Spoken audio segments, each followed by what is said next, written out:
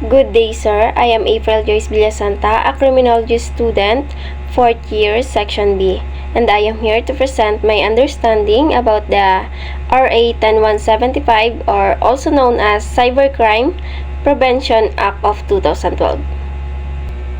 So first, let us know about Republic Act 10175, or also known as the Cybercrime Prevention Act of 2012, is a Philippine law enacted to address crimes committed through and against computer systems, network, and digital data. With the rapid growth of technology and internet use, cybercrimes have become a prevalent, prompting the government to establish legal measures to protect individuals, institutions, and national security in cyberspace.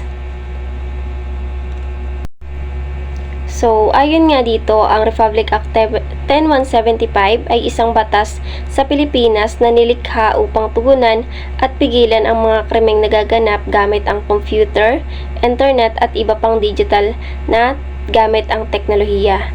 Layunin ng batas sa protektahan ng mga mamamayan, institusyon at ang seguridad ng bansa laban sa mga panganib sa cyberspace. So, dahil na rin sa makabagong teknolohiya at unti-unting pag-improve ng ating bansa, ay mas lalong dumadami yung cybercrime. Kaya naman sa pagdami ng gumagamit ng internet, lumalaganap din ang iba't ibang uri ng cybercrime tulad ng online fraud, identity theft, hacking, cyberbullying, at pagkalat ng illegal na impormasyon. Dahil dito, kinailangan ng pamahalaan na magpatupad ng isang batas na magsisilbing legal na pananggalang or protection laban sa mga ganitong gawain. Next is objectives of RA 10175. The main objectives of RA 10175 are the following. Number 1 is to prevent and suppress cybercrime in the Philippines. Second is to penalize offenses committed through information and communication technology, or ICT. The third one is to strengthen law enforcement capabilities in investigating and prosecuting cyber-related offenses. The last one is to protect the integrity, confidentiality, and availability of computer system and data. So, ano-ano nga ba ang tungkulin or layunin ng RA 10175?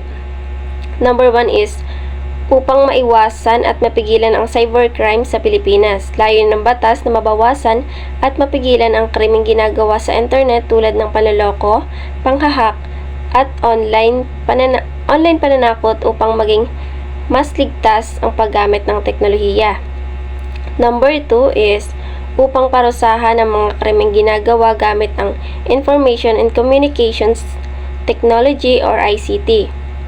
Tinitiyak ng batas na may kaukulang parusa ang sino mang gagamit ng computer, cellphone o internet sa paggawa ng illegal or mapanirang gawain.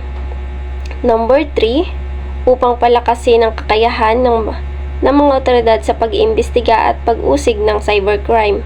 Binibigyan ng batas ng sapat na kapangyarihan at proseso ang mga tagapagpatupad ng batas upang mas epektibong matukoy, maimbestigahan, at kasuhan ang mga sangkot sa cyber-related na krimen. At ang panghuli ay upang maprotektahan ang seguridad at pagiging confidential ng mga computer system at data. Layunin nitong pangalagaan ang impormasyon at data ng mga tao at institusyon laban sa pagnanakaw, pagbabago, o pagkasira, at masigurong ligtas at maayos ang paggamit ng computer system. So, dumako naman tayo sa definition of cybercrime. Cybercrime refers to any illegal act committed through the use of computers, computer systems, computer networks, and mobile devices. So, alamin natin kung ano nga ba yung sakop ng isang cybercrime or kung paano ito nakukumit or kung ano ang gamit.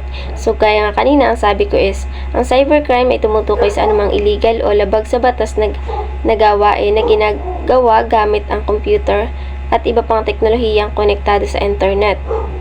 Sa halip na pisikal na paraan, ang krimen ay ginagawa through online or gamit ang internet. Ang mga halimbawa ng cybercrime batay sa ginagamit ng teknolohiya is number 1 sa computers. Halimbawa, paggamit ng laptop or desktop para manghack ng account or magnakaw ng personal na informasyon. So, ngayon laganap na laganap ang panghack tulad ng sa Facebook or even sa GCash na gagawa nila yon. Next one is computer systems. Halimbawa, pagpasok ng walang pahintulot sa sistema ng isang kumpanya upang baguhin o burahin ang mahalagang data. Gaya nga po nung halimbawa niyo dati na halimbawa ikaw is empleyado sa isang kumpanya or may hawak ka ng system nila. So, like yung bago ka umalis, babaguhin mo muna yung mga data nila na maaaring makasira dun sa isang kumpanya. Na maaaring personal interest mo lang or may galit ka dun sa isang kumpanya. Ano to? Next is computer networks. Halimbawa, panluloko sa pamamagitan ng internet tulad ng online scam at phishing kung saan niloloko ang tao para ibigay ang kanilang password or pera nila. And then, ang next is mobile devices. Halimbawa, pananakot, paninirang puri o panluloko gamit ang cellphone sa pamamagitan ng social media, text message, or messaging apps. So, ito yung tinatawag nilang yung ginagawa nilang pang blackmail. Halimbawa is sa partner nila kung may ilalabas silang mga video or photo or maybe sa nila sa opponent. Sa madaling salita, ang cybercrime ay anumang krimen na gumagamit ng teknolohiya at internet, kaya mahalagang maging maingat at responsable sa paggamit ng mga ito. Now, let's proceed on Cybercrime Punishable RA 10175. Meron tayong tatlong category dito. The first category is offenses against the confidentiality, integrity, and availability of computer data and systems. This crime focus on attacks against computer system and data. Number 1, illegal access or hacking. Unauthorized access to a computer system or network. Number 2, illegal interception, intercepting private communications, data transmissions, or electronic messages without authority. Number 3, data interference, damaging, altering, deleting, or deteriorating computer data such as spreading viruses or malware. So, dito sa letter A natin, mga krimeng laban sa seguridad ng computer data at systems. Ang mga krimeng ito ay tumutukoy sa pag-atake sa computer, internet at mga datos ng isang tao or organization. Yung una natin is illegal access or hacking. So, nangyayari ito kapag pumapasok ang isang tao sa computer account o system ng iba nang walang pahintulot. Halimbawa, sa pag-hack sa Facebook o email account ng ibang tao, which is very common ngayon na nangyayari. And then, number 2 is illegal interception. Ito ay isang palihim na pakikinig o pagkuha ng pribadong mensahe or information habang ito ay pinapadala online kahit walang pahintulot ng may-ari. Halimbawa, pagbabasa ng private messages or emails ng iba gamit sa illegal na pamaraan, which is yung paggamit nga ng internet or ng isang devices. Number 3 is yung data interference. Nangyayari ito kapag sinira or binago, binura or ginulo ang data sa computer ng iba. Halimbawa, pagpapadala ng virus or malware na sumisira sa files o system ng isang computer. Like, mas madalas nangyayari ito sa isang kumpanya or yung tinatawag natin na sabotage. So, sa madaling sabi, ang krimen ito ay nakakasira sa seguridad at privacy ng mga gumagamit ng teknolohiya, kaya meron silang may mga kaukulang parusa sa ilalim ng RA 10175. Next na cybercrime punishable under Public Act 10175 is B. Computer-related offenses. These are traditional crimes committed using computers or digital system. Number 1, computer-related forgery, altering electronic data or documents to deceive others. Number 2, computer-related fraud, using computers or online platforms to commit fraud, scams, or financial deception. The last one, computer-related identity theft, unauthorized use of another person's identity or persona, data, or online accounts. So, sa letter B, or mga karaniwang ginagamitan ng computer, ang mga krimeng ito ay karaniwang krimen na ginagawa gamit ang computer at digital na technology. Sa number 1, computer or yung sa related forgery, nangyayari ito kapag binabago or pineke ang electronic na dokumento or data para lokohin ang ibang tao. Halimbawa, pag-edit ng online documents or resibo para magmukhang totoo kahit peke naman. Number 2, computer-related fraud. Ito ay ang panloloko gamit ng computer or internet para makakuha ng pera or benepisyo. Halimbawa, online scam sa social media o peking online selling. So, mas madalas nangyayari ito sa Facebook kasi ito yung mas common na ginagamit ng mga tao and mas maraming tao rin yung naloloko dito. Sabihin na natin is yung mga hindi sanay gumamit ng Facebook or yung sa mga matatanda na mas madaling naloloko. And then the next one is yung number 3, computer related identity theft. Nangyayari ito kapag ginagamit ng isang tao ang pagkakakilanlan or personal na impormasyon ng iba nang walang pahintulot gamit ang computer or internet. Halimbawa, paggamit ng pangalan, picture or online account ng ibang tao para manloko o gumawa ng illegal na gawain. Isang example nito is yung panghahak sa Facebook na ginagamit nila yung isang account ng tao or para mangutang or mang-scam. And the last one is yung letter C, content-related offenses. These crimes involve illegal or harmful online content. Number 1, cybersex, using electronic means to engage in or promote sexual activities for profit. Number 2, child pornography, producing, distributing, or possessing child pornography through digital platforms. Number 3, unsolicited commercial communications or spam, sending unwanted commercial messages that violate consumer protection laws. So, dito sa letter C, mga krimeng kaugnay na nilalaman online. Ang mga krimeng ito ay may kinalaman sa illegal o mapaminsalang content na ipinapakalat sa internet. Ang number 1 natin is yung cybersex. Nangyayari ito kapag ginagamit ang internet o electronic na paraan para sa mga gawaing sexual kapalit ng pera. Halimbawa ay online sexual shows o chats na may bayad. And then, ang number 2 is yung child pornography. Ito ay ang paggawa o pagpapakalat o pag-iingat ng mga malalaswang larawan o video ng mga bata gamit ang digital platforms. Halimbawa, pag-share ng ganitong content sa social media o messaging apps. So, ginagamit din ito ng mga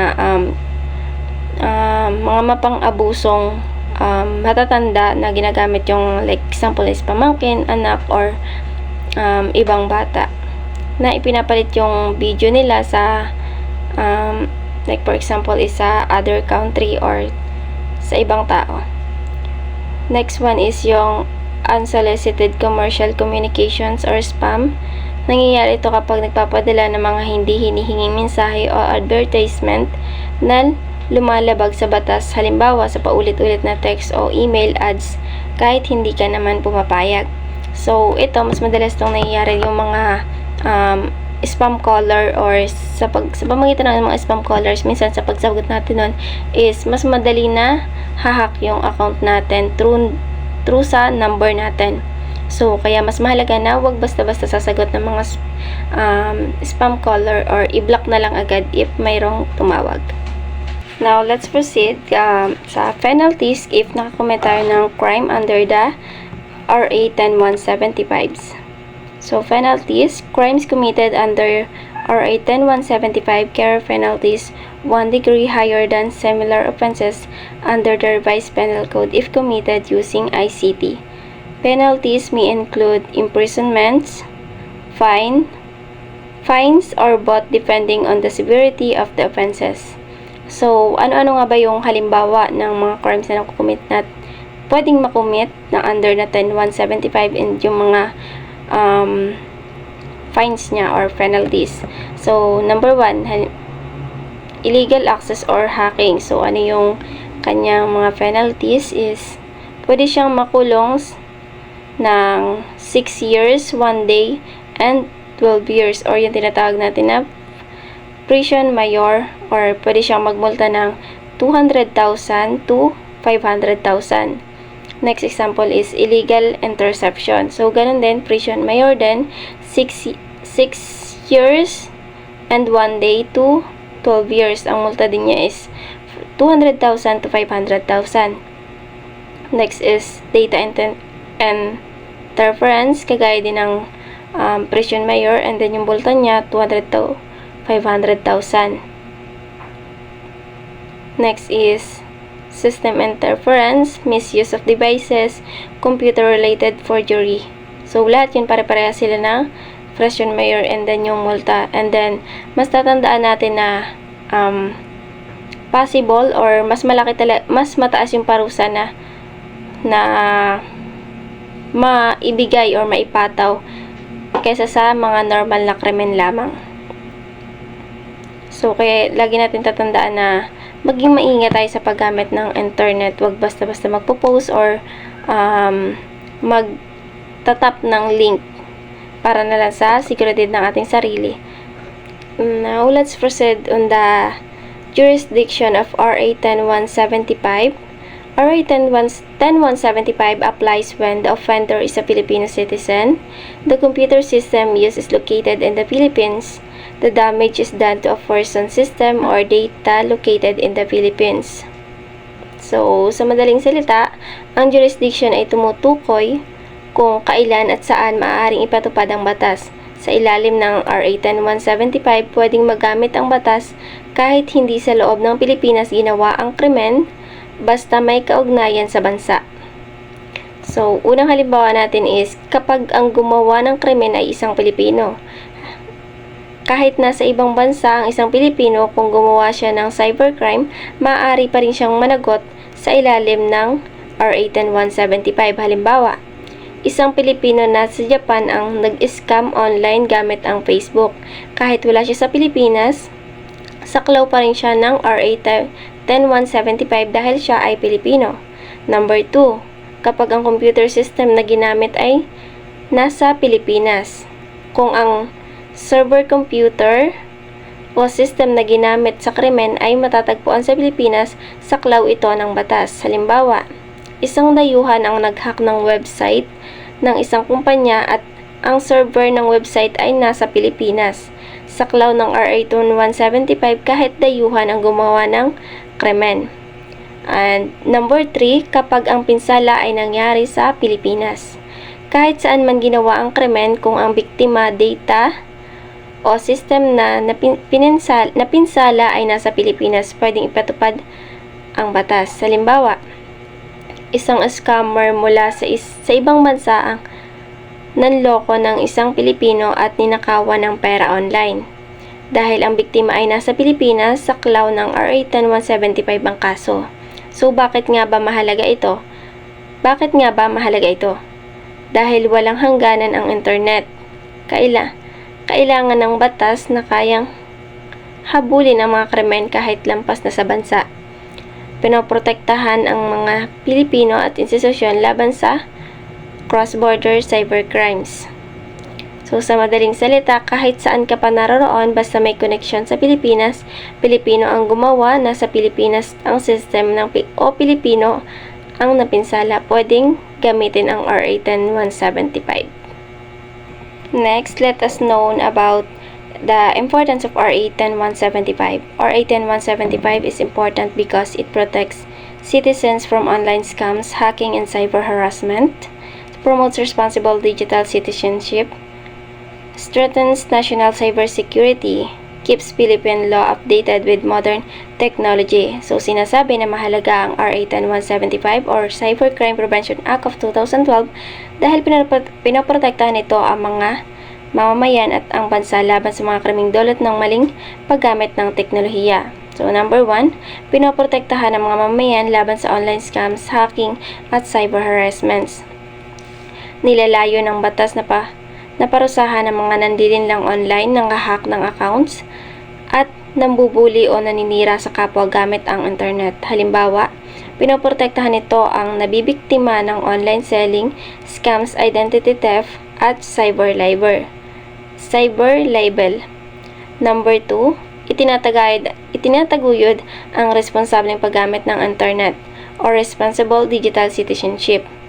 Hinihikayat ng batas ang mga tao na maging maingat, magalang at responsable sa kanilang mga ginagawa online. Halimbawa, naging mas maingat ang mga netizens sa pagpo-post ng informasyon at pagrespeto sa karapatan ng iba. Number 3, pinapatibay ang pambansang seguridad sa cyberspace or national cybersecurity. Pinapalakas ng RA 10175 ang kakayahan ng pamahalaan na pigilan at labanan ang cyber attacks laban sa mga ahensya ng gobyerno, bangko at mahalagang institusyon. Halimbawa, napoprotektahan ng mga online system ng gobyerno laban sa hacking at data breaches. So, number 4, ang panghuli, pinananatiling napapanahon ng mga batas sa Pilipinas na makabagong teknolohiya. Inaangkop ng RA 10175 ang mga umiiral na batas upang masaklaw ang mga krimeng ginagawa gamit ang modernong teknolohiya at internet. Halimbawa, dati, walang malinaw na parusa sa cybercrimes. Ngayon, may legal na batayan na para parusahan ang mga ito. So, yung mga example ito is yung mga nabanggit ko kanina sa mga penalties or yung mga kung ano yung mga parusa na nakakomit sa under the crime of RA 10175.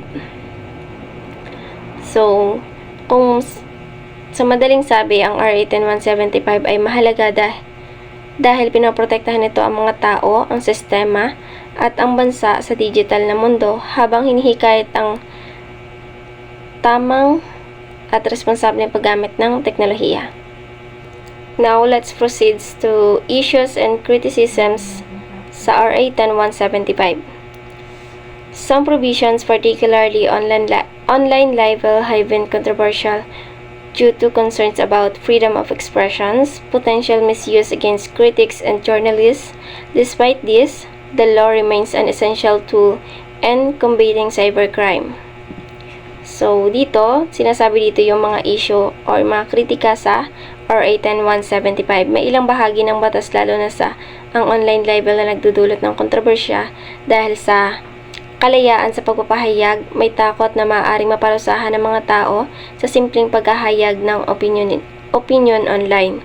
Halimbawa, kung may magsusulat ng critical na post tungkol sa isang opisyal sa social media, maaaring gamitin ang batas laban sa kanya kahit hindi naman intensyon na manira. Next is posibleng maling paggamit. Maaaring magamit ang batas para takutin ang mga kritiko at mamamahayag. Halimbawa, isang journalist na nagbunyag ng katiwalian sa isang opisyal ay posibleng kasuhan ng online libel kahit tama ang impormasyong inilathala. Sa kabila nito, nananatiling mahalaga ang RA 10175 upang maprotektahan ng mga tao laban sa cybercrime tulad ng hacking, online scams at panghahack. Sa madaling sabi, may panganib sa ilang bahagi ng batas, pero malaking tulong pa rin ito sa pagpapanatiling ligtas ang internet sa Pilipinas. Kaya kung titingnan natin is mas maging maingat na lang tayo sa pagpo-post through social media dahil maaaring ipahamak natin ito sa isang maling click lang natin or isang maling post natin. In conclusion, Republic Act 10175 is a vital law in today's digital age. It ensures that technological advancements are used responsibly and that crimes committed in cyberspace are properly addressed. While challenges remain in balancing security and freedom, RA 10175 continues to play a key role in protecting individual institutions and society for cyber threats. So, sabi dito, ang Republic Act 10175 na mas kilala bilang Cybercrime Prevention Act of 2012 ay isang napakahalagang batas sa panahon kung saan ang internet at makabagong teknolohiya ay naging malaking bahagi ng pang-araw-araw na ng ating buhay ng mga Pilipino. Habang patuloy na umuunlad ang teknolohiya, kasabay din itong dumarami ang krimeng ginagawa sa cyberspace, tulad ng online scams, hacking, identity theft, cyber harassment at iba pang anyo ng panlilinlang. Dahil dito, mahalaga ang pagkakaroon ng isang batas na malinaw na tumutugon sa mga ganitong uri ng krimen. Layunin ng RA 10175 na tiyakin na ang teknolohiya ay ginagamit sa responsable, makatarungan at legal na paraan, sa pamamagitan ng pagtatakda ng malinaw na definisyon ng mga cybercrimes at kaukulang parusa. Nagkakaroon ng proteksyon ng mga individual, negosyo at institusyon laban sa pang-abuso sa digital platforms. Pinapalakas din na ang batas na ang kakayahan ng pamahalaan na labanan ang mga banta sa cybersecurity na maaaring makaapekto sa pambansang seguridad, lalo na sa mga sistema ng gobyerno, bangko at mahalagang serbisyo. Bagamat may mga isyong kinakaharap ang batas, lalo na sa usapin ng pagbabalanse sa pagitan ng seguridad at kalayaan sa pagpapahayag, nananatiling mahalaga ang RA 10175 bilang sandigan ng bansa laban sa mga krimen sa online na mundo.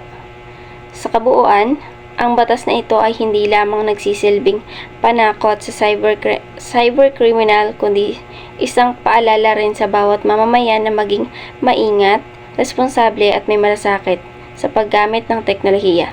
Sa patuloy na pagpapatupad at pag-unawa sa RA 10175, mas mapapalakas ang tiwala at kaligtasan ng lipunan sa digital na panahon.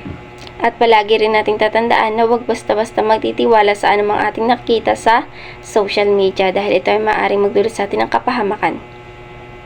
Again, I am April Joyce Villasanta, a criminology student from Section 4B. Thank you for watching and have a nice day po.